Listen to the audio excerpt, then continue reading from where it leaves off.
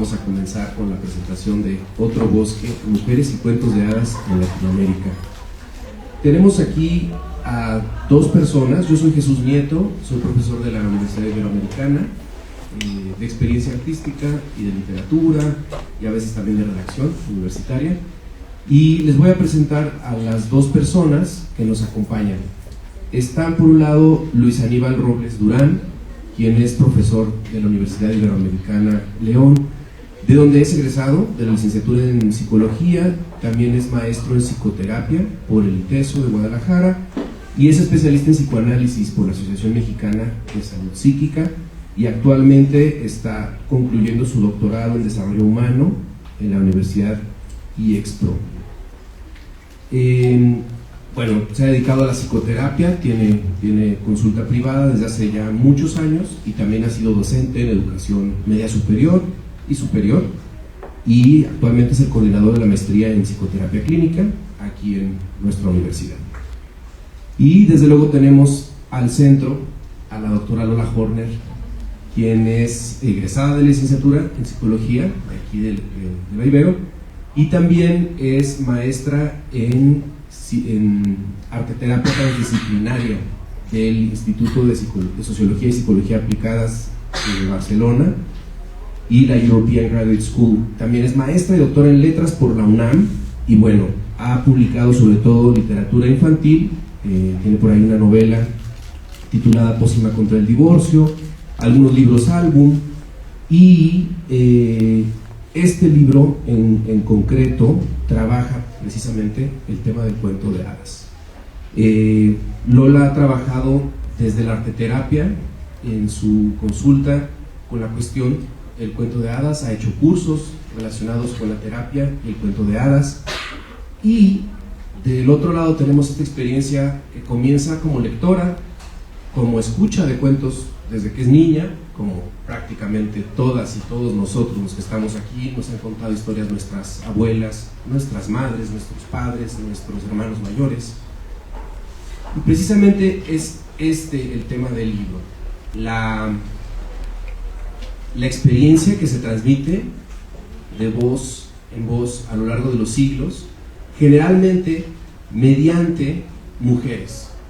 Suelen ser las mujeres las que pasan la voz de estos relatos, las que pasan el testigo de una generación a otra, y sin embargo los que solemos ubicar como autores de los cuentos de hadas suelen ser varones.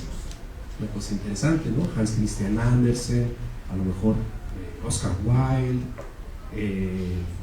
Charles Perrault o Walt Disney, ¿no? Yéndonos a algo como más contemporáneo.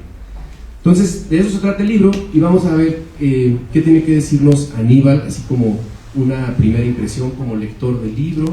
Le cedo la palabra. Muchas gracias.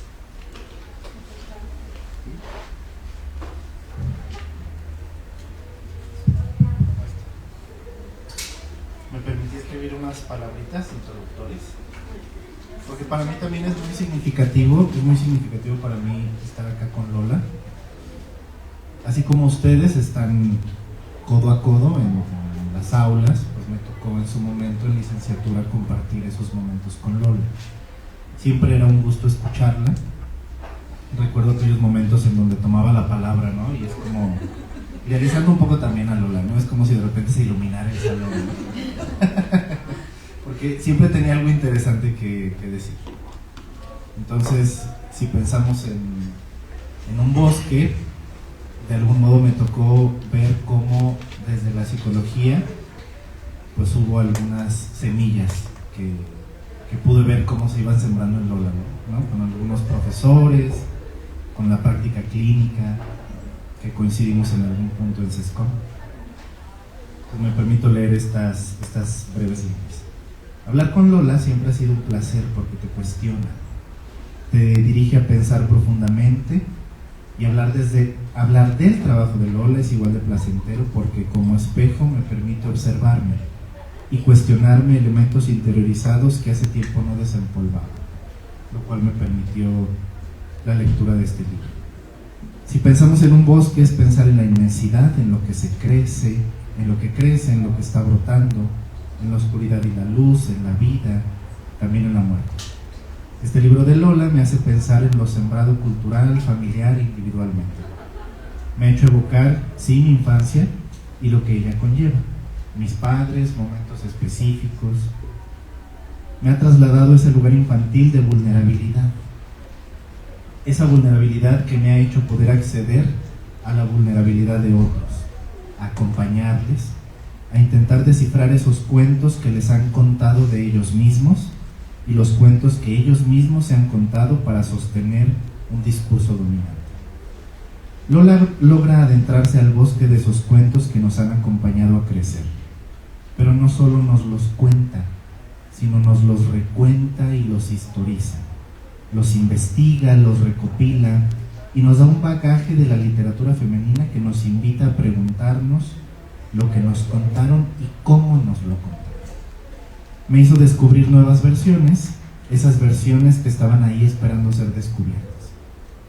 Al pensar en las historias eje, Barba Azul, Caperucita Roja, La Bella y la Bestia y La Bella Durmiente, nos invita a un viaje a las profundidades de los significados, de los estereotipos, de los arquetipos masculino y femenino, de la bondad y la maldad, de la búsqueda de la identidad, de lo complejo de las relaciones, del matrimonio, de la libertad, de la soledad, del sueño, la desobediencia, la muerte, y podría seguir así. Todos estos temas son de la propia vida y de la propia psicoterapia, en donde pretendo asumirme como experto. Agradezco la oportunidad de dialogar hoy acá con ustedes, este pedacito de bosque, un bosque que siembra la duda y que nos permite cuestionarnos.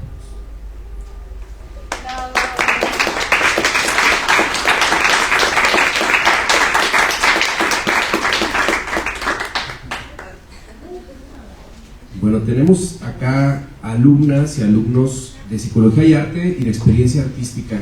Y yo lo que quisiera preguntarte, Lola, ahora que ya te vamos a ceder la palabra, es que nos platiques un poquito cómo ha sido tu proceso desde que se te ocurrió escribir este libro. ¿Cómo ha ido creciendo en tu cabeza desde un lugar como creadora, como escritora finalmente de este ensayo y como investigadora?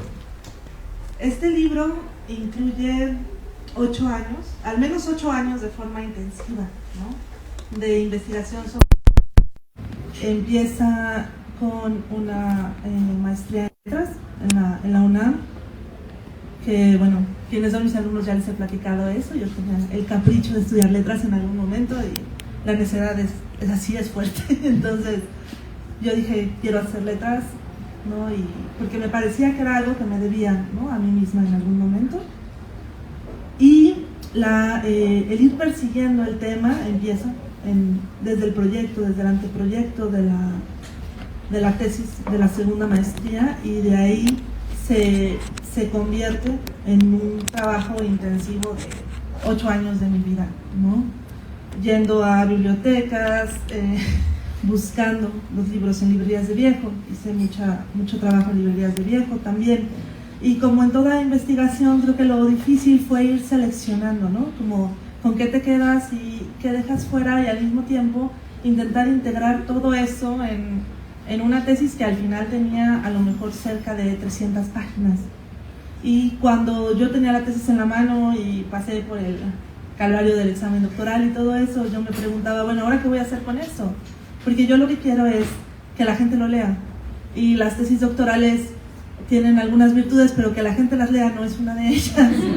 Entonces, cuando me planteé convertirlo en un libro de ensayo literario, en un libro que se pudiera leer, mucho del esfuerzo tuvo que ver con cómo arreglar la información, de manera que la pasión que siento por estas historias que relacionamos con nuestra infancia y que tenemos ligadas, ¿no?, a estos momentos claves en nuestra formación, cómo hacía yo que esa pasión se contagiara con los lectores. Entonces, lo que yo no quería perder de vista en el libro era la posibilidad de que quisiera seguir leyendo. Yo no quería que se convirtiera en un libro acartonado ni en un libro exageradamente pesado, ¿no?, que no se pudiera sostener. Yo lo que quería era contar el libro como se cuenta un cuento. Y la virtud que tienen los cuentos de hadas es que siempre queremos seguir escuchando, ¿no? Si yo empiezo diciéndoles a ustedes había una vez, en ese momento ya los tengo enganchados. Y entonces eso era lo que yo buscaba con el libro, generar una vía una vez por escrito que de alguna forma nos contara la historia de una tradición de reescrituras que ha estado mucho tiempo dejada de lado, que no se ha nombrado, que no se ha explorado, ¿no? Desde ahí. Y entonces ese fue como parte del esfuerzo, ¿no? de esta búsqueda constante por transmitir la información de una manera seductora también. Para mí esa parte era importante. Quisiera acá tomar la palabra, si me lo permiten, pensando en cómo Lola en algunos momentos en el libro nos habla en primera persona, nos comparte algunos elementos muy propios suyos, ¿no? Quisiera yo preguntarte, ahorita que planteas esto, ¿no? Como había una vez. Pensemos desde ahí, había una vez Lola.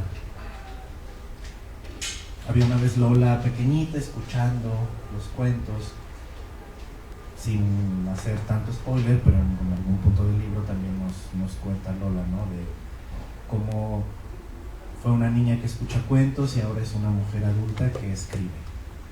Pensando así en esa historia, en esa Lola que ha ido creciendo, que en estos momentos a algunos de tus alumnos les toca ser partícipes y testigos, ¿cómo te has armado tú también tu propio cuento? Y pensando desde esta área de expertise que es el arte, ¿en qué momento tú pudiste ir incorporando estos elementos para poderte contar esta historia y poder decir, soy esta Lola, estoy en este momento y produzco esto desde el arte incluso? Es que justo creo ahí, Aníbal, que este libro es un recuento de un devenir escritora, ¿no? O sea, que de alguna forma se construye como un puente de palabras, justo, ¿no? Entre esta Lola pequeña que se apasiona con los cuentos y esta Lola adulta que se asume escritora, ¿no? Entonces, gran parte del esfuerzo del libro ha tenido que ver justo con reconstruir, ¿no? Estas diferentes etapas, diferentes momentos, pero también con entablar comunicación, ¿no? Dentro de estas decisiones que todos tenemos con nuestros yoes infantiles, que yo creo que los yoes infantiles no se mueren y tampoco se integran del todo nunca. O sea, los tenemos ahí, ¿no? Y los sacamos a bailar y hablamos con ellos. Cada tanto, pues, la psicoterapia es ese ejercicio en muchos sentidos, de sacar al niño interior y contarle cosas y tratar de ponernos de acuerdo con él cuando hace berrinche también, ¿no? Entonces, este libro es un intento de diálogo, pues, ¿no? Es un ajuste de cuentas, porque cuando uno es escritora, uno es escritora, uno no es escritor. Y nos han vendido la idea, o al menos desde mi generación todavía, ¿no? Se vendió la idea de que el escritor era una especie de personaje neutro que existía en una torre y la musa llegaba y le tocaba el hombro y entonces él escribía. Y la vida práctica no existía para el escritor. Alguien le lavaba la ropa, alguien le cuidaba a los hijos, alguien, ¿sabes? Alguien le cocinaba y el escritor podía dedicarse a transmitir su genio a través de su método, cuando en realidad sabemos por la constancia histórica que eso no es cierto. Que a lo largo de la historia las escritoras se las han arreglado para escribir, con y a pesar de todas estas condiciones materiales, pero también sabemos que no todos empezamos desde el mismo lugar. Es decir, que para ser escritor y para ser escritora se necesitan temperamentos muy diferentes y por otro lado también una serie de condiciones de contexto, ¿no? O sea, cuando Virginia Woolf dice necesitas un cuarto propio y necesitas algo de lo que vivir, es importante pensar en esto, porque si nosotros creemos que solo se puede escribir de una manera, lo más seguro es que no escribamos. Si nosotros pensamos que la única manera de escribir es si se tiene la vida resuelta, digamos, desde la parte de lo material, jamás vas a escribir, ¿sabes? ¿Por qué? Porque escribir es una condición de privilegio. Entonces, mucho de lo que hago en este libro y de lo que he hecho en otros proyectos tiene que ver justamente con intentar hacer cuentas o intentar ponerme de acuerdo con mi propia presencia como escritora. Es decir, desde dónde escribo y cómo escribo. ¿Por qué? Porque es cierto que escribir mujer es diferente. Y no es que sea diferente porque haya un tema genético o porque esté determinado desde la parte biológica. Es diferente porque existe todo un sistema que provoca que escribir como mujer sea mucho más complicado desde diversos lugares, ¿no? Y luego el hecho de poder insertarse en un canon, es decir, en una tradición literaria como escritora es diferente y es mucho más complicado, ¿no? O sea, si nosotros vamos a una librería y buscamos las novedades, nos vamos a dar cuenta de que de 10 libros que se exponen, a lo mejor entre 7 y 8 son libros de escritores varones. ¿Y qué pasa con las escritoras? O sea, ¿de verdad escribimos el 50% peor? ¿O dónde se están quedando esas historias? ¿No? Y cuando uno estudia letras esto es importante, porque en principio un estudioso de las letras es un especialista en literatura. Así como los que están haciendo psicología pues van a ser especialistas, ¿no? En comportamiento, conducta de emociones, etc. Y entonces, cuando uno ve eso y uno se da cuenta de que lo educaron, ¿no? De que en estos estudios de posgrado, en una universidad validada a nivel internacional, las voces de los autores eran mayoritarias, les estoy hablando casi únicas, ¿no? A lo mejor estudiamos una o dos escritoras, pero hasta ahí. Algo no está bien. Es decir, estas mujeres, ¿dónde están? ¿Escribieron o no escribieron? Y si escribieron, ¿por qué yo no las estoy estudiando, no? ¿Dónde están mis referentes? Y entonces este libro es también un intento de generar una lista de referentes, ¿no? De ir diciendo, bueno, yo vengo de aquí y desde aquí parto para ir hacia donde sea que vaya yo a ir, ¿no? Entonces creo que hay un doble esfuerzo también, porque hay una cosa interior como de decir, ¿han visto las muñecas estas, las matrioscas, las muñecas rusas, no? Hay una cosa de decir, bueno, hay muchas Lolas adentro de mí y qué tienen que decirse ellas entre ellas, pero también hay una cosa de decir, bueno, en este momento de la historia en donde me acomodo yo dentro de una tradición, y si esa tradición existe o no existe, ¿no? Y de ahí, por eso el uso de la metáfora del bosque, porque el bosque es esta idea de las muchas historias que se van generando y el bosque es un ser vivo, es decir, hay una serie de árboles y algunos morirán y otros se quedarán vivos, ¿no? Y entonces, en ese sentido, ¿cómo entro yo en este bosque? ¿Cuáles son las especies con las que me siento más identificada? ¿Cuáles son las especies que no me gustan tanto? Y las escritoras a las que estudio, ¿qué lugar tienen? Y desde ya se los digo, no es el lugar principal, o sea, no son estos abetos gigantescos, no son estas coníferas enormes o las secuoyas, no. ¿Por qué? Porque han sido leídas desde un lugar marginal, ¿no? En algún lado del libro hago esta comparación con las malas hierbas o con las enredaderas, ¿no? De cómo estas escritoras se han ido colando en la tradición del bosque y desde ahí han ido conquistando el terreno. Pero a ver, evolutivamente una enredadera no le debe nada a un abeto. Es decir, las palabras de estas escritoras tienen la posibilidad de trascender a su discurso, ¿no? Pero por supuesto, si no hay un reconocimiento, si no hay una celebración también de la escritura, ¿no? Porque luego pareciera que todo este asunto de la literatura de mujeres es como una especie de sacrificio y creo que no, o sea, creo que hay mucho placer y mucho regocijo también en descubrir nuevas autoras, que es como parte de lo que deseas con tu texto, ¿no? Y entonces, cuando podemos descubrir estas otras voces y cuando, digamos, cuando yo vendo el libro, cuando me lo piden, cuando lo firmo, etcétera, un poco la invitación es a eso, ¿no? A decir, bueno, vean estas otras versiones, vean que existen estas otras cosas, vean que no todas las bellas durmientes se tienen que salvar por el beso del príncipe y ahí nos quedamos. Hay otras maneras. ¿Por qué? Porque las historias nos construyen. Y es bien importante que en algún punto, como decías tú, ¿no? Decidamos cuáles son las historias con las que me quiero quedar y cuáles son las historias que ya no me sirven. Y siempre, que es algo que hemos platicado mucho en clase, ¿no? Siempre tenemos la posibilidad de reescribir esa historia. Si esa historia ya no me gusta, la puedo cambiar. Y claro, es un esfuerzo consciente, pero es una posibilidad que existe en la literatura como en la vida. A ver, otra pregunta, voy a dar un poquito de contexto. Pensándolo desde el proceso creativo, tú hablas en algún momento en el libro de este símil con la cocina, ¿no? Se retoma en varios momentos esa idea. Entonces, existen a veces las recetas y vamos siguiendo una receta, y sin embargo cada quien le va dando su toque personal, ¿no? Angela Carter habla de esto, ¿no? Como el cuento de hadas está ahí y es como ya una fórmula, pero cada quien lo escribe a su manera. En esta parte del proceso creativo de tu libro, ¿qué fue, digamos, las cosas difíciles? ¿Qué fue parte de las cosas difíciles y qué fue, por lo contrario, como lo placentero, lo divertido?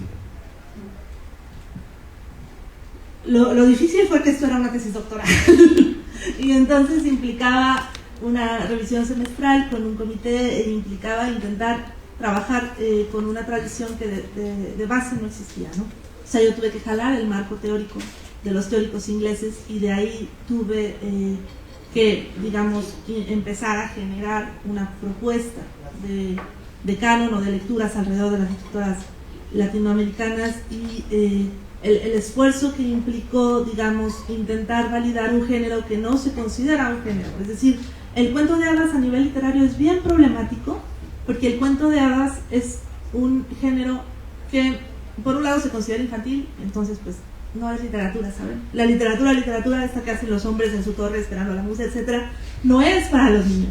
Entonces, por un lado esa parte, y por otro lado el tema de la autoría, justamente. El cuento de hadas como género no es de nadie, lo cual quiere decir que es de todos. Es decir, si ustedes ahorita se van de aquí y le cuentan Caperucita Roja a su sobrino en la versión que ustedes quieran, el cuento lo están haciendo suyo. Y su sobrino o su sobrina recordará el cuento y quizás lo cuente algún día también, ¿no?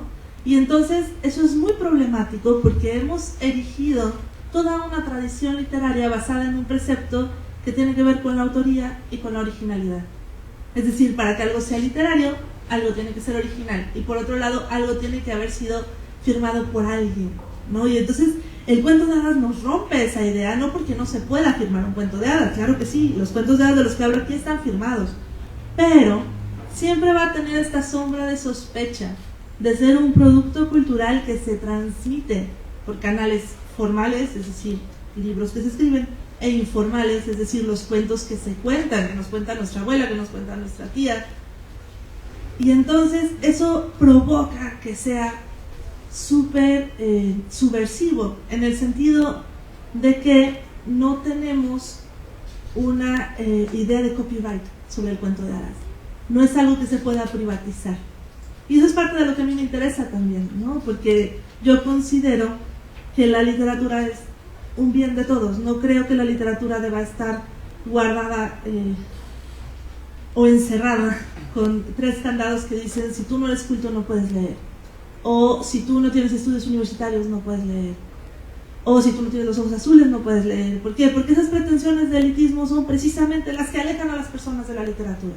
Y al final la literatura tendría que ser una puerta hacia esos otros lugares de nosotros que nos están pidiendo atención, que nos están contando otro tipo de historias, ¿no? Entonces ahí creo hay una toma de postura también, ¿no? O sea, ¿qué fue de lo difícil? Eso fue de lo difícil, pararme ahí y decir, esto es literatura por su propio derecho, ¿no? Porque muchas de las autoras con las que yo trabajo en el libro no son autoras desconocidas, y sin embargo no se les trabaja o no se les estudia desde el cuento de hadas, precisamente porque estudiarlas desde ahí quedaría feo, ¿no? Quedaría poco serio, quedaría infantil, y entonces habría que cuestionarnos, ¿no? ¿Por qué la idea de lo infantil o la idea de lo poco serio nos lastran tanto en tanto filólogos, en tanto estudiosos de la literatura, pero también en tanto escritores, ¿no? O sea, ¿por qué esta necesidad de tomarnos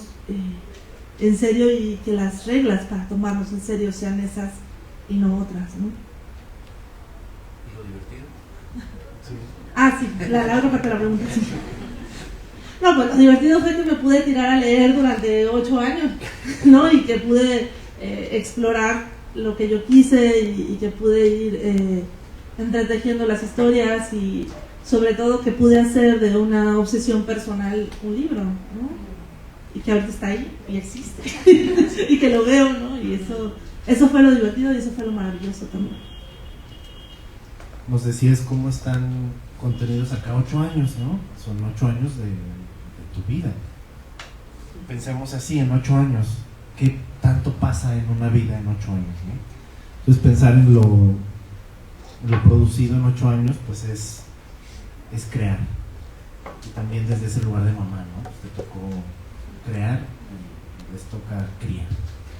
Pensando ahí en lo infantil, que es cosa seria lo infantil, y hay un montón de libros sobre infancia, pues es pensar y también dignificar la propia infancia. Y es anunciar, como tomémonos en serio eso que los niños escuchan, y que escuchan entre líneas, como en estos discursos, y Lola hace un recorrido de todo lo que se dice pero no se dice en esos cuentos, cuando hace alusión a la obediencia, ¿no? Y cómo en los mismos cuentos se va sembrando como esta idea de hay que obedecer, y en qué lugar te tienes que colocar y cómo tienes que estar, y no sé, pensando en la Bella Durmiente, bellísima pero dormida y hermosa, ¿no? Cuando en realidad pues uno no duerme hermosamente. Cada quien. A lo mejor hay alguien, No lo sé. Pero es poder pensar en cómo en ese trabajo con los niños, que también bien hace Lola, pues les permite a los niños seguir creando su propia historia. Me acordaba un poquito, y haciendo alusión también a la propia psicoterapia, me acordaba de un texto que se llama Medios narrativos para fines terapéuticos, y hay toda una perspectiva posmoderna de la terapia sistémica, que es la terapia narrativa, cómo uno se va narrando la propia historia, qué historia nos cuentan. Nos habla Lola del discurso dominante cuando nos va contando los cuentos. Si pensamos en un discurso dominante, hay que pensar también en discursos alternos, que es lo otro que nos podemos contar, como bien lo mencionas, ¿no? Entonces quisiera acá preguntarte, desde esta posibilidad de crear, ¿a qué retos te has tenido que enfrentar en crear, pensando en este producto hoy que hoy nos convoca, pero también en los otros que has creado a lo largo de esa trayectoria profesional? Ok, a ver, ahí creo que los retos tienen que ver mucho con la vida práctica, ¿no? Que decíamos, porque, y esto, a ver, se ha dicho mucho, pero lo suscribo también, ¿no? Es que cuando uno está escribiendo un libro, el libro no se queda, digamos, en el escritorio donde tiene la computadora. El libro no empieza y termina en el teclado, sino que uno trae el libro encima todo el tiempo, ¿no? Entonces uno va pensando y uno va trabajando el libro también en la cabeza, ¿no? Entonces lo hablaba justo con una amiga hace 2 días, de cómo a lo mejor escribiste un párrafo, pero trajiste ese párrafo encima durante todo el día, y viniste a dar clases y sigues pensando en el párrafo, y tienes que hacer la comida y sigues pensando en el párrafo, y entonces el libro se convierte, digamos, en una realidad alterna, ¿no? Y sostener esas dos realidades, como sabemos, es muy retador. ¿Por qué? Porque te implica de alguna forma invertir toda esta energía psíquica en este otro lugar que al final solo existe en tu cabeza, ¿no? O en el papel. En otras formas de arte la materialidad es diferente, pero en la escritura, y eso es algo que también siempre digo en los talleres, ¿no? Por un lado, uno no tiene nada que perder, porque ¿qué vas a desperdiciar? ¿Luz? O papel, o la tinta, digamos, ¿no? En ese sentido, la literatura es un arte súper noble. Pero, por otro lado, exige un esfuerzo de generar esta otra realidad y de vivir ahí y conocerla tan bien que puedas llevar al otro, que puedas decirle al otro, mira, ven, te invito, este es el mundo que yo creé, ¿no? Y en ese sentido, eso es muy poco compatible. O sea, el mito del hombre arriba de la torre salió de algún lugar también. Eso es muy poco compatible con una vida de tener niños pequeños, con una vida de pagar cuentas, con una vida de tener 2 o 3 trabajos, ¿no? No es imposible, pero sí es poco compatible. Y entonces, en ese sentido, ir generando un espacio de escritura que sea portátil, porque tú lo traes contigo, y que sea lo suficientemente lábil como para que pueda que pueda uno entrar y salir, ¿no? Con las exigencias de lo cotidiano. Creo que ahí es donde está el reto, y ahí también decir que yo tengo el privilegio de contar con una red extraordinaria, ¿no? O sea, que estoy casada con una persona que entiende y valora mi trabajo y que ha decidido, digamos, entrar en la esfera doméstica al parejo, digamos, de forma equitativa. Y por ejemplo, cuando yo estaba escribiendo el último borrador de este libro, no fue una forma equitativa. O sea, yo me encerraba, me dieron un deadline, ¿no?, de 1 mes y medio para terminar el borrador, y entonces a lo mejor yo pasaba 6 horas seguidas encerrada, y mientras tanto el que tenía que sostener la realidad era él, la realidad de 2 niños muy pequeños, la realidad de una vida doméstica que tiene que seguir andando, ¿no? Entonces, por un lado decir que yo tengo el privilegio de tener una red muy fuerte, y por otro lado también que con y a pesar de esa red tan fuerte, creo que el reto es ese, ¿no? O sea, seguir jugando con el mundo de la ficción, y que ese mundo de la ficción no se acartone, ¿no? Que no se quede petrificado, que siga siendo un entorno invitador y un entorno lo suficientemente flexible como para que el libro se pueda escribir, porque en el momento en el que este otro mundo de la ficción o de la literatura se anquilosa, entonces el libro no funciona. ¿Por qué? Porque el libro no va a ser interesante, porque podríamos estar leyendo obituarios o un manual para reparar estufas, y seguramente eso tiene lo apasionante, pero ese no era el libro que yo quería escribir, ¿no? Y entonces tratar de mantener el juego vivo, el juego, porque escribir al final es un juego, y mantener el juego vivo es algo que cuesta trabajo. A ver, una última pregunta de mi parte.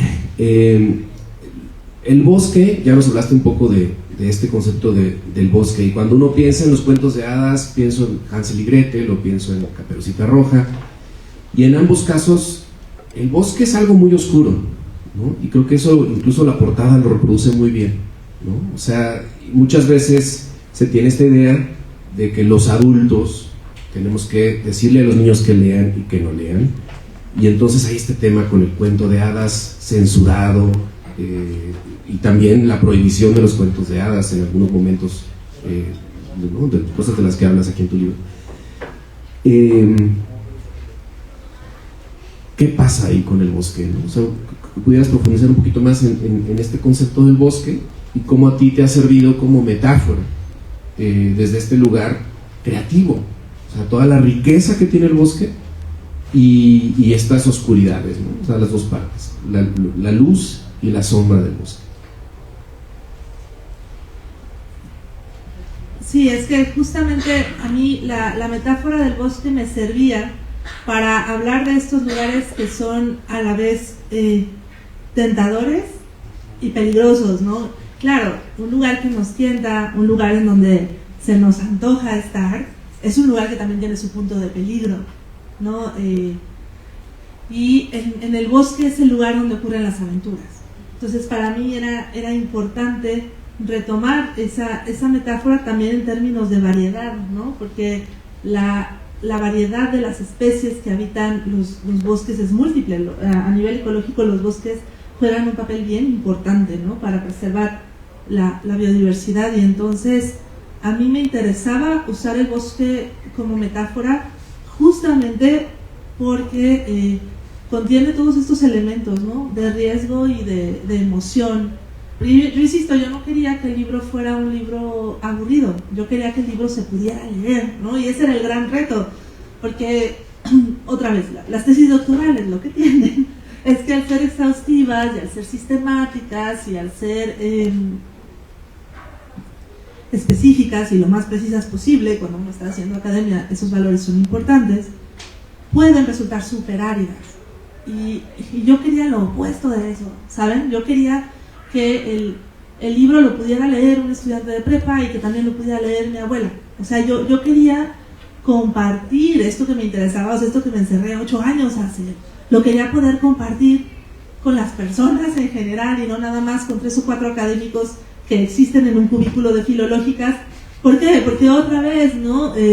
Hablar solo para la academia es importante, pero para mí el valor de la literatura reside en sus posibilidades de diálogo y de creación de sentido. No por nada soy psicóloga, ¿verdad? Entonces, esta parte de crear sentido para mí era lo más importante, ¿no? Y entonces, ¿cómo utilizar o cómo generar, ¿no? ¿De dónde apropiarme? Porque la metáfora tampoco es que sea del todo mía. Humberto Eco usa esa metáfora en los paseos por los bosques narrativos. Lo que yo hice al apropiarme de esta metáfora de Eco precisamente tenía que ver con plantear un espejo, como decía Aníbal, en donde pudiéramos vernos reflejados, ¿no? Y con lo que pasa con el bosque es que también es muy difícil que no nos hayamos imaginado un bosque, ¿no? Es muy difícil que no hayamos pensado en algún momento en estar en el bosque, porque es un símil y es un arquetipo que en la cultura occidental, yo me atrevería a decir incluso en la oriental, existe de manera omnipresente, ¿no? Entonces yo quería eso, quería que fuera lo suficientemente universal como para hablarle al lector, y también lo suficientemente particular como para que cada lector tenga su propio bosque. Entonces, digamos, por ahí va la apuesta.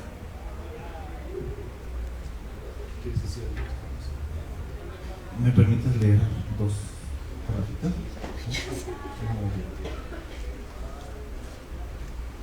Ya que lo lean, se irán dando cuenta como sí nos cuenta algunos cuentos, pero profundiza. Dice acá: las preguntas que yo me hacía de niña con respecto al cuento se me anidaron en aquella mirada que fue testigo de innumerables escenas de violencia en contra de las mujeres, desde referencias anecdóticas de parientes golpeadas hasta noticias que solían quedar relegadas a la sección de la nota roja de los periódicos. Barba Azul empezó a desaparecer de los libros para niños, pero los hombres que asesinan mujeres, lejos de desaparecer, prosperaron y ahora lo encarnan en una cantidad escalofriante. Toca temas como el feminicidio, Lola, acá en el libro. Incluso en algún punto hasta habla de cómo surge este lema, ¿no? El violador eres tú, que las mujeres no tienen la culpa por cómo iban vestidas ni la hora que era. Y en otro momento nos va hablando también, y creo que ese es también como el eje conductor, porque pues el título es Mujeres y cuentos de hadas en Latinoamérica, donde pues va cuestionando el lugar cultural que van teniendo las niñas, que afortunadamente, y también lo digo como papá de una hijita de 7 años, que afortunadamente está en transformación, ¿no? Me permito leer otro parrafito, que me encantó esta idea, ¿no? Como de las niñas troll, dice Lola. Quizá en ese mundo de mujeres monstruosas, porque va hablando cómo se imagina un mundo alternativo, ¿no? Donde no todas son princesas, color rosa pastel y todo súper lindo. Quizá en ese mundo de mujeres monstruosas, lo monstruoso no sería destacable por su deformidad, sino porque es aquello que las distingue de las ingles sin pelo, los ojos azules y el cabello sedoso.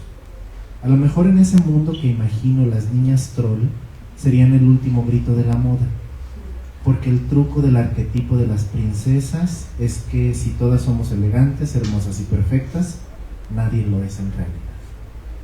Entonces Lola nos invita a pensar cómo esas historias que nos han contado habitan dentro de nosotros. Y quisiera preguntarte desde ese lugar como mujer, ¿cómo ha sido para ti construir esta creación, pero también pues irle dando un lugar a esas mujeres que quedaron relegadas en la historia y que creemos que los dueños de esas historias han sido varones, y no? Nos dices, híjole, ¿qué creen que no, que son mujeres? Sí, creo que ahí podríamos hablar desde varios lugares, ¿no?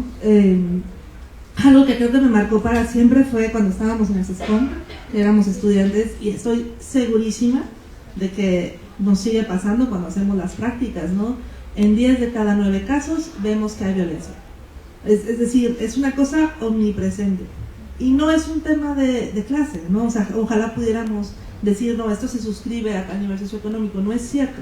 La violencia contra las mujeres en este país es una epidemia y lo sabemos. Es decir, hay cifras que lo avalan, ¿no? No es una opinión, vamos, ¿no?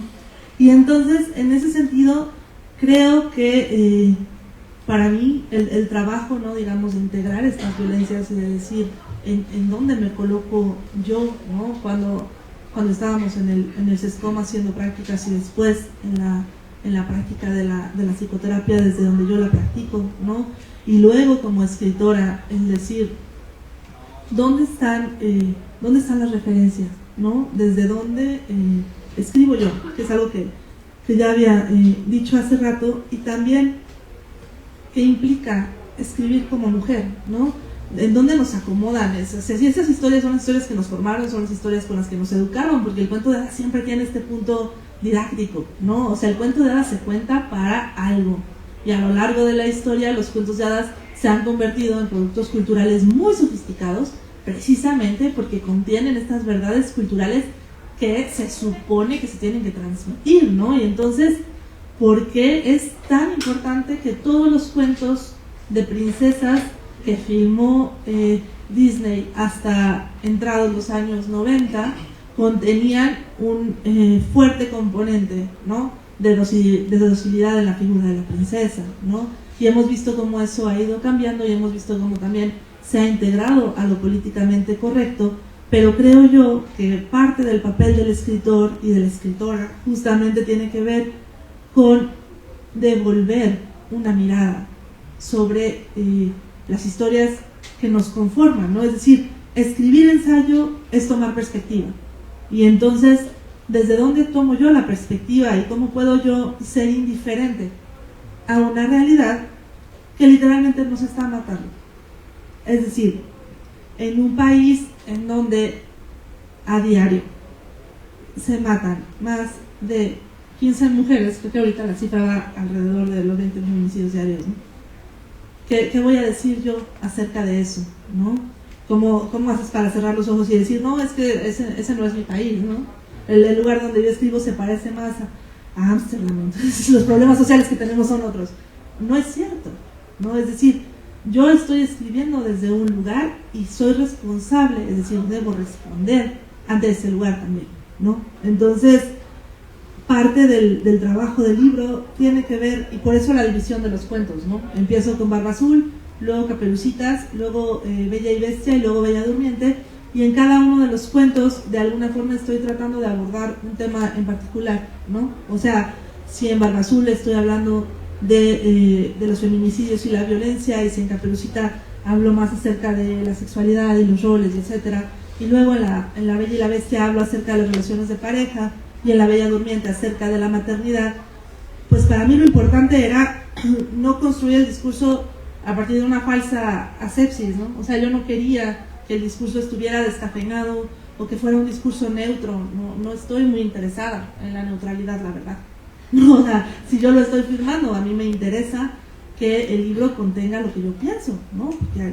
Porque al final son mis ideas las que están entramadas ahí. Entonces, lo que yo pienso involucra mi devenir y mi historia como mujer que se crió fuera de la capital del país, como mujer que ha tenido el privilegio de hacer varios posgrados, como mujer que es madre. Es decir, no podemos suprimir la mirada, o bueno, sí podemos, solo yo no quise hacerlo, no es la opción que yo decidí adoptar, ¿no? A una sola visión que al final me parece muy tramposa, ¿no? O sea, estas visiones neutras de la literatura son visiones donde siempre alguien sale ganando. Si se habla de una visión neutra es porque el poder de la historia está puesto en el silencio. ¿A quién se está silenciando en estas supuestas versiones neutras? ¿Quién es el que no está teniendo oportunidad de hablar? Y eso lo aprendí cuando yo trabajaba con las mujeres, ¿sabes?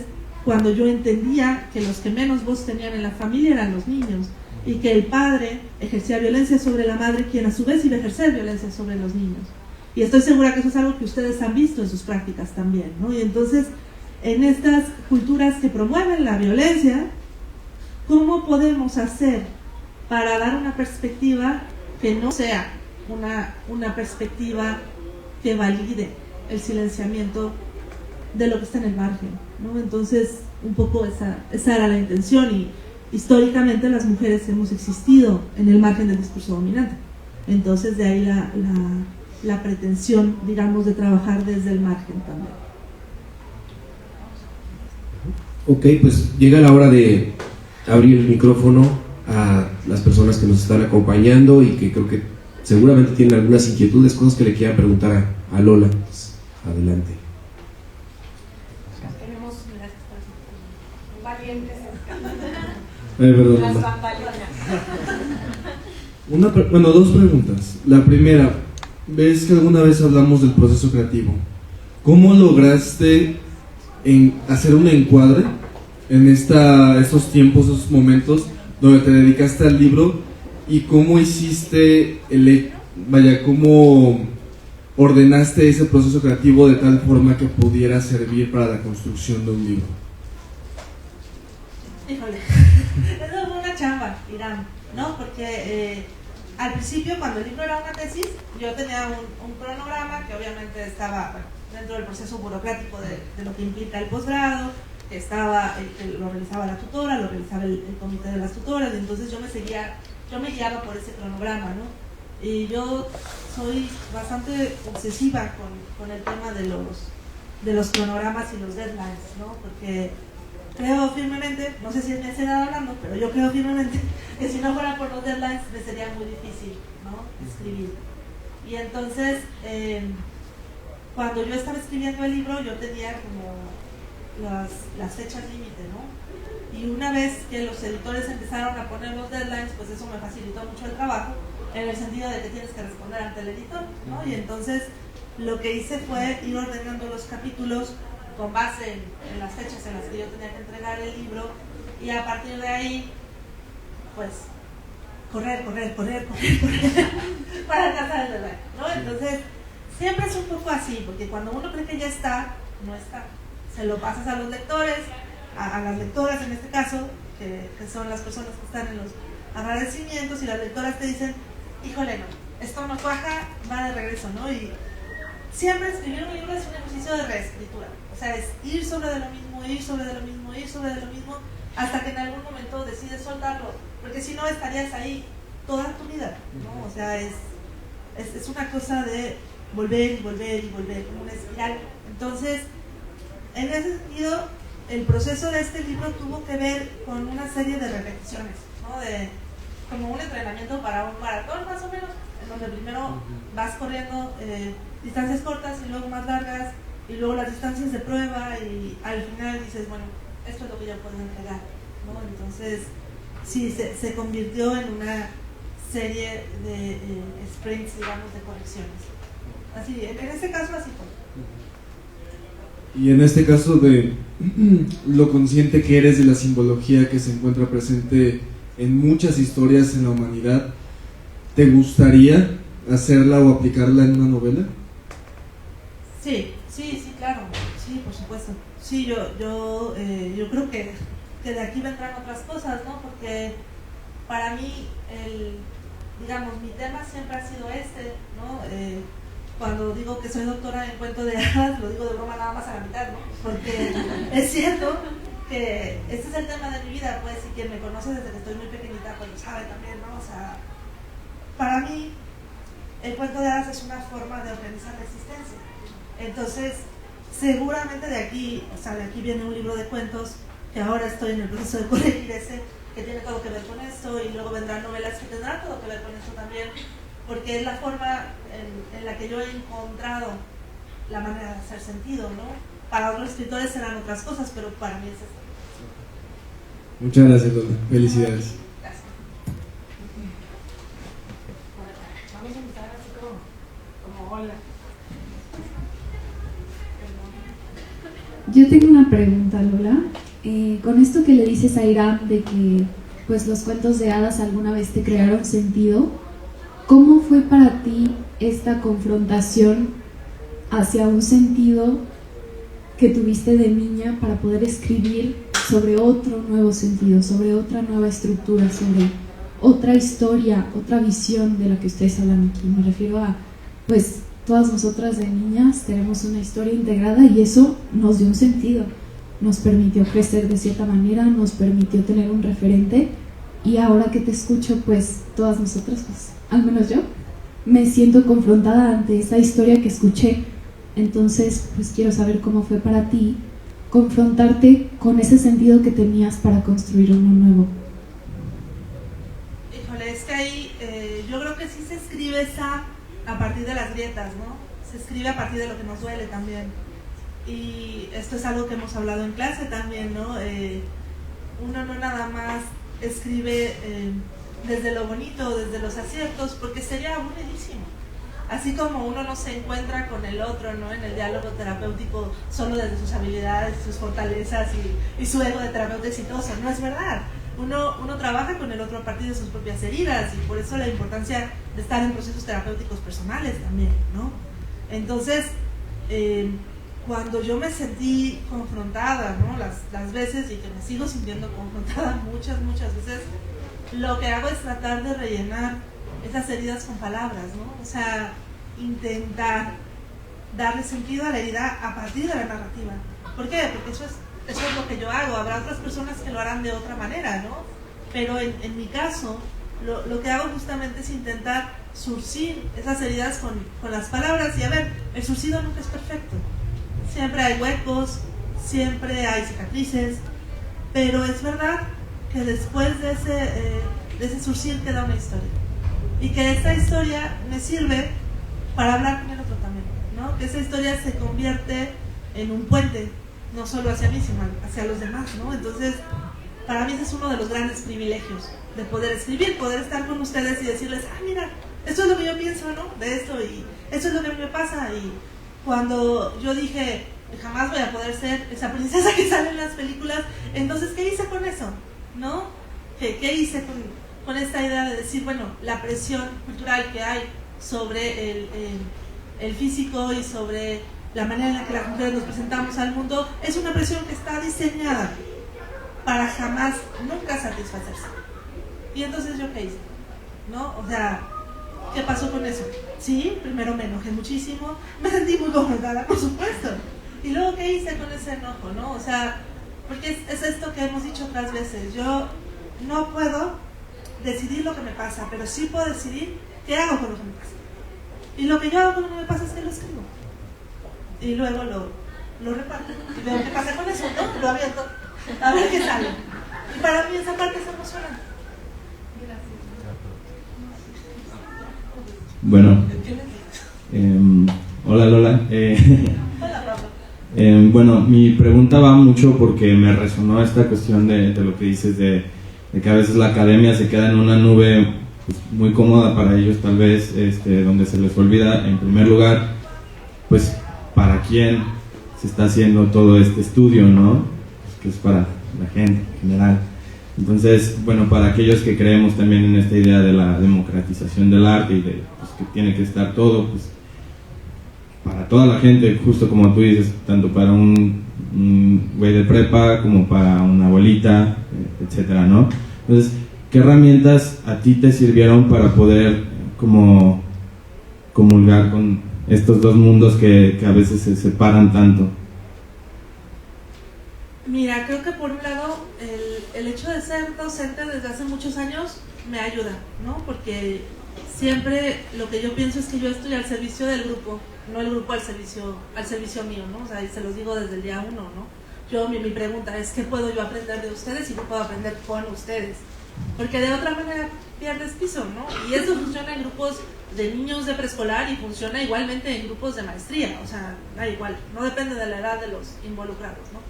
Y entonces, en ese sentido, Pablo, creo que parte del trabajo tiene que ver justamente con decir desde dónde hablo y para quién estoy hablando, ¿no? Porque el ensayo es un género que justamente es lo que te exige, ¿no? El ensayo es el diálogo de ideas. Entonces, ¿hacia dónde quiero yo lanzar estas palabras, ¿no? Esta botella al mar, ¿para dónde va? Que es como parte de lo importante. Y cuando estás en la academia, los criterios de validación son tantos que eso puede hacer que la botella se hunda al fondo del mar, ¿no? Y entonces algún día lo descubrirá un buzo muy hábil y seguramente a él le hará mucho sentido. Y es una apuesta válida, o sea, no quiero decir que no sea válido, ¿no? Muchas tesis doctorales se escriben para eso.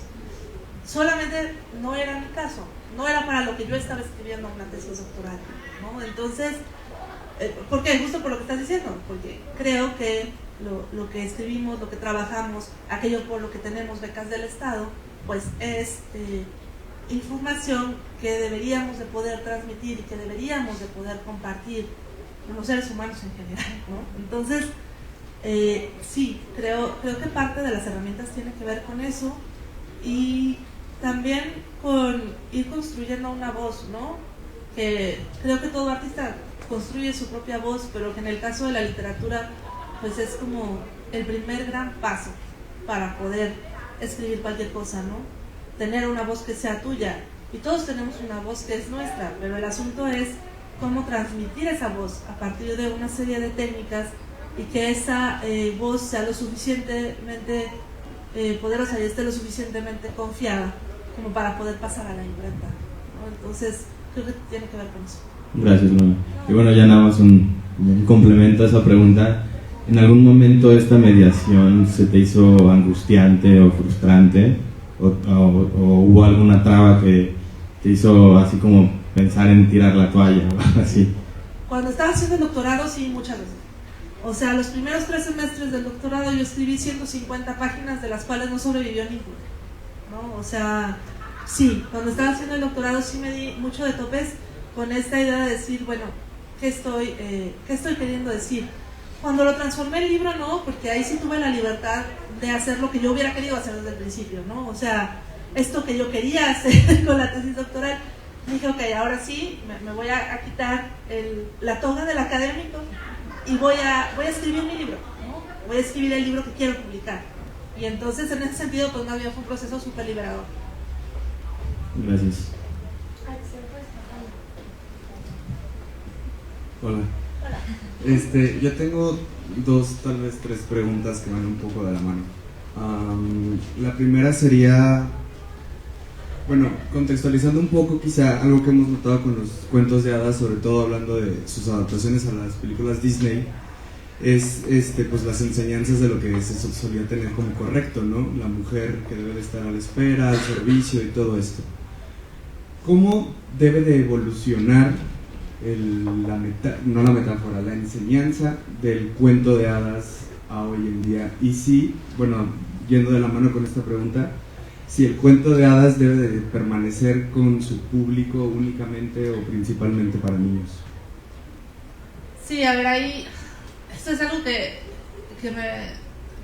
me preguntan mucho y yo también me pregunto mucho, ¿no? O sea, yo a lo que apuesto, más que a cambiar las versiones o que ahora todas las versiones sean de princesas activas y valientes, etcétera, yo a lo que apuesto es a una diversidad de opciones, ¿no? O sea, que se narren todos los cuentos que se puedan narrar, porque la tradición es riquísima en opciones, ¿no? O sea, la gran trampa de Disney es que Disney agarró un solo tipo de princesa y luego lo reprodujo. Pero si nosotros nos vamos a fuentes anteriores, digamos, hay muchos tipos de princesas que podrían haberse utilizado, ¿no? Entonces, más que decir, ahora todo lo que se tiene que escribir son los cuentos para niñas valientes y todo el personaje femenino tiene que corresponder a este prototipo, que creo que es tan malo o tan dañino, tan tóxico como decir todos los personajes femeninos tienen que responder al prototipo de la pasividad, ¿no? Yo a lo que le apuesto es a contarle a nuestras niñas toda la variedad que podamos encontrar, ¿no? O sea, una princesa que se queda dormida, pero también una princesa que sale a hacer la guerra. ¿Por qué? Porque de esta manera les vamos dando posibilidades de acción. O sea, sabemos que la imaginación es una antesala, ¿no? de la acción, de tomar acción en el mundo. Entonces, en ese sentido, mi apuesta o mi propuesta va más por el lado de diversificar, lo que decimos siempre de la diversidad y la flexibilidad, ¿no? De ir narrando diferentes modelos, de ir compartiendo distintas posibilidades, diferentes opciones. Y honestamente yo creo que aunque pensamos todavía en el cuento de hadas como cuentos que son principalmente para niños, la verdad es que los cuentos de hadas están en todos lados. O sea, están en comerciales de televisión, están en películas, están en obras de teatro, es decir, es muy difícil no toparse con ellos, ¿no? En tanto productos culturales. Entonces, ahí creo que el hecho de que el género sea esté tan difundido también provoca que de pronto lo pasemos de largo, ¿no? Lo hagamos, lo consideremos poco importante. Y entonces un poco también la propuesta del libro es como, hey, detente un poco, piensa en esto, acuérdate, ¿no? ¿Cómo lo veías tú? Tus ojos de niño, ¿cómo lo vieron? Tus orejas, ¿cómo lo escucharon? ¿Cuál era la película que veías una y otra y otra y otra vez? ¿Y qué tiene que ver eso con el Israel Sandoval que eres ahora, ¿no? Entonces un poco por ahí iría la propuesta. Y muchas gracias. Por último, bueno, seguramente has escuchado esto de que los cuentos, o mejor dicho, las historias, recaen todos como en 7 u 8, ¿cómo se dice? Como 7 u 8 arcos, que no se puede salir de ahí, ¿no? Que si la redención del héroe, que si la pareja conflictuada, que no se puede salir de ahí. Mi primera pregunta de esta segunda sería, ¿qué opinas tú de eso? Y mi segunda es si los arquetipos también caen en esto. Si es posible eliminar, entre comillas, la palabra arquetipo, o se tienen que crear nuevos arquetipos o combinarlos. A lo mejor ya salimos del hombre rescatador, pero ahora solamente lo cambiamos a la mujer rescatadora. Si se puede eliminar la palabra arquetipo. Ok, mira, a nivel estructural, los cuentos de hadas son estructuras que se han perfeccionado a lo largo de miles de años, ¿no? O sea, sabemos que los primeros cuentos se narraban de forma oral, pero no sabemos cuándo. No podemos saber cuál es el primer cuento de hadas que se contó. Entonces, en ese sentido, las estructuras sí pueden reducirse, pero lo que es muy curioso, y esto ocurre con el cuento en general, no solo con el cuento de hadas, es parte de por qué es mi género favorito. Lo que es muy curioso es que cada vez que un estudioso dice, el cuento consiste en esto, ¿no? O sea, cuando Vladimir Prop, que es por ejemplo uno de los referentes del género a nivel de estudio, dijo, los cuentos folclóricos rusos se reducen a este número de funciones. Y si tú combinas estas funciones, te va a salir bien cualquier cuento. A él le funcionaba con los cuentos que él seleccionó, obviamente. Pero si tú agarras algunos cuentos contemporáneos de reescrituras de cuento de hadas, como los de Angela Carter o como los de Luisa Valenzuela, que menciono en el libro, se te salen de Prop. Es decir, Prop no te sirve para analizar eso, ¿no? O Greimas, que es otro estudioso estructuralista que justamente trabajaba a partir de las funciones, no te sirve. Es decir, el cuento te lo va a rebasar. Entonces, aunque sí podemos distinguir ciertas estructuras que siguen funcionando y ciertos arcos que van a funcionar en la mayor parte de los casos, por cada uno de los arcos que creemos que funciona siempre, vas a ser capaz de encontrar una excepción a la regla. Y entonces ahí es donde también nos damos cuenta de cómo el arte va siempre un paso adelante de la crítica, ¿no? O del estudio de la literatura. ¿Por qué? Porque el cuento, el autor va a saber burlar al crítico todas las veces. Es decir, el crítico va siguiendo al autor y no al revés, ¿no? Y en el tema de los arquetipos, yo creo que hay más que destruir el arquetipo o no, creo que ciertos arquetipos se activan en una época histórica, ¿no? Mientras que otros arquetipos se apagan, y lo que me parece muy interesante es pensar cuáles son las condiciones de contexto que obedecen a que ese arquetipo fuera tan poderoso en esa época determinada, ¿no? Por ejemplo, en el caso de Disney lo sabemos, o sea, si nosotros nos fijamos en las 3 primeras películas de princesas de Disney, ¿no? Que son Blancanieves, La Cenicienta y La Bella Durmiente, sabemos que le estaba hablando a un público bien específico, es decir, al ama de casa de la posguerra gringa, ¿no? Y cada una de estas princesas obedece a un ideal de feminidad que son las mujeres de los suburbios. Y para el 58, que es cuando sale la Bella Durmiente, ya empezamos a ver cómo digamos, el ansia por ese arquetipo va a empezar a moverse del lugar. ¿Por qué? Porque ya estás casi en los 60, ¿no? Entonces viene la segunda ola feminista. Y la Bella Durmiente, no solo por eso, pero también por eso es un fracaso en taquilla. Y lo es de tal manera que Disney no vuelve a filmar una película de princesas hasta el 89, con La Sirenita. Entonces, aquí el tema es, ¿con qué estamos llenando los arquetipos? ¿Desde dónde nos están hablando estos arquetipos, no? ¿Y por qué tenemos esta necesidad de reflejarnos en ellos? Es decir, ¿Por qué a mi hija todavía le dice algo, la Cenicienta, y me pide que se la ponga y baila y da vueltas con el vestido y el vestido se infla, ¿no? ¿Qué es lo que estamos viendo ahí? ¿A qué está respondiendo? Entonces, esa parte a mí me parece apasionante. Preguntarnos cuáles son los espejos en los que decidimos reflejarnos, ¿no? Como sociedad. ¿Qué es lo que dice eso? De la manera en la que operamos como sociedad. Porque el cuento de hadas siempre tiene un componente político. Siempre, ¿no? Y entonces, ¿cuáles son las historias con las que decidimos educar a nuestros niños y por qué consideramos que esas son las historias adecuadas y cómo el criterio de lo adecuado cambia de manera tan radical, ¿no? O sea, ¿por qué los cuentos se van censurando una y otra vez y se van recortando y se van adaptando? ¿Y qué es lo que creemos que es deseable? ¿Y qué es lo que creemos que es tabú? Y en el cuento podemos seguir esa línea de manera muy clara, ¿no? ¿Cuáles son los arquetipos que se consideran deseables? ¿Cuáles son los arquetipos que se consideran terribles? ¿No? ¿Y qué dice eso de los lectores y de la sociedad en general también? Gracias.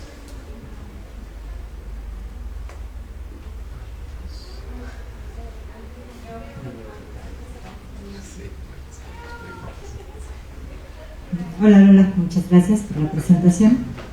A mí me gustaría que nos platicaras un poquito, desde este análisis que has hecho de los cuentos y de las historias, ¿cuál consideras que es todavía hoy, y yo creo que seguirá siendo muchos años, no lo sé, la función social de las historias? Puede ser de los cuentos de hadas, pero no necesariamente de puros cuentos de hadas, y no necesariamente literaria, ¿no? Las historias en teatro, las historias en ópera, las historias en cine, etcétera. Mira, Clau, yo sí soy de la idea, o sea, yo sí estoy por los que dicen que las historias nos dan sentido, ¿no?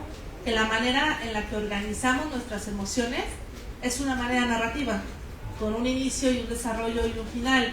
Y por ejemplo ahora lo estamos viendo con el huracán, ¿no? Por ejemplo con el huracán que está en Acapulco, ¿no? ¿Qué es lo que se cuenta del huracán? ¿Y cómo se cuenta? Sea a través de los memes, sea a través de las notas de los periódicos, sea a través de las redes sociales. ¿Desde dónde se está contando, no? Entonces, aunque hay quienes dicen, ¿no?, que las historias están en crisis, y también algo de razón tienen, me parece, creo que, aunque perfectibles, todavía siguen siendo la manera en la que nos explicamos la realidad. O sea, creo que las historias en cualquier medio, no se trate de cine, se trate de teatro, se trate de literatura, nos otorgan una presencia y nos dan también una apariencia de orden, ¿no? En un mundo que es caótico. O sea, tenemos que lidiar con la realidad a través de nuestra percepción todo el tiempo. Y entonces la historia de alguna forma organiza esas percepciones y nos ayuda a entendernos en un tiempo y un espacio que al final son artificiales. O sea, que lo que yo me cuento sobre mí solo existe en mí, ¿no? La Lola de 3 años ya no existe. Y la Lola de 45 tampoco. O sea, son versiones que yo voy generando, ¿no?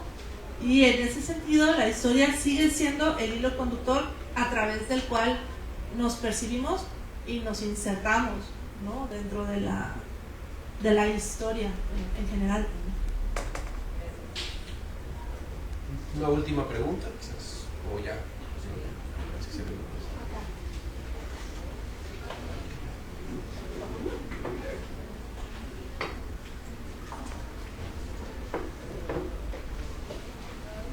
Hola, hola. Sí, más allá de la obra, me gustaría preguntarte tu experiencia personal o como los retos que has vivido al ser no solo una escritora mexicana, ¿no?, sino una escritora mexicana feminista con enfoque a infantes, ¿no? Que todavía creo que en México es un tema que pues nos mueve mucho.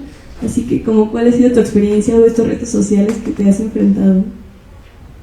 Mira, Chofi, la verdad es que he tenido un montón de suerte, porque cuando yo empecé a trabajar, ¿no?, con el tema de literatura de mujeres y así, fui encontrando eco en otras escritoras que estaban proponiendo cosas similares. Ninguna es de literatura infantil, ¿no? Pero sí creo que en mi caso tengo la fortuna de pertenecer a una comunidad y a una generación que nos estamos atreviendo a hacer estas preguntas, ¿no? Que estas preguntas nos son importantes, ¿no? A lo mejor porque nos sentimos con el derecho a, quizás, ¿no? Desde ahí, que también hay una porción fuerte de privilegio, ¿no? Pero tengo la buena suerte de contar con un grupo de voces amigas, ¿no? Que me han ayudado a generar proyectos y que me han ayudado a hablar y a dialogar desde estos otros lugares, ¿no? Y entonces eso me ha servido mucho porque ha sido lo opuesto de estar gritando en el desierto, ¿no? Sabemos, ¿no? Venimos, creo, de una racha en donde los feminismos empiezan a cobrar relevancia otra vez en el panorama social. Desde mi punto de vista ya era hora también. Y creo que eso ha sido parte fundamental de mi formación como escritora y de mi llegada a poder firmar como autora también, ¿no? Entonces, claro que hay retos y hay preguntas, pero más bien yo lo veo mucho desde el sentido de la posibilidad, ¿no? O sea, cómo podemos generar estas comunidades de escucha, estas comunidades de diálogo, cómo podemos aprender de estas mujeres que estuvieron antes de nosotros, ¿no? ¿Qué significaba ser escritora en México en los 60, en los 70, en los 2000 incluso, ¿no?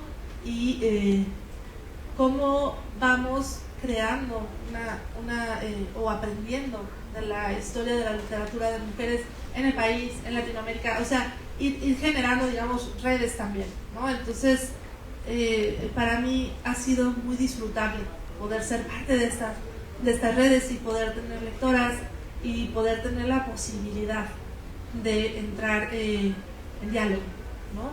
con estas otras, ¿no? Y sí, pareciera que en algunos lugares y contextos pareciera que feminista es todavía una mala palabra, ¿no? El otro día en Monterrey, cuando fui a presentar el libro, la chica, me entrevistó una chica universitaria y me decía, oiga, pero usted es feminista, y casi me lo decía así como, es feminista, ¿no? Y yo le decía, pues sí, tú no. Y me decía, no, yo también. Y le decía, bueno, es que no deberíamos de avergonzarnos por serlo, ¿no? O sea, no tendría que ser algo, a ver, hablar de los derechos de las mujeres en términos de derechos humanos no tendría que ser algo que nos diera vergüenza. Y entonces creo que abrir ese diálogo, creo que hablar desde ahí es importante también. Pues démosle un aplauso a Lola por este libro. Y muchísimas gracias a la biblioteca, a Lola, a Sara, a todas las personas que hicieron esto posible y por supuesto muchísimas gracias por estar y por estar en esta participación activa. Gracias.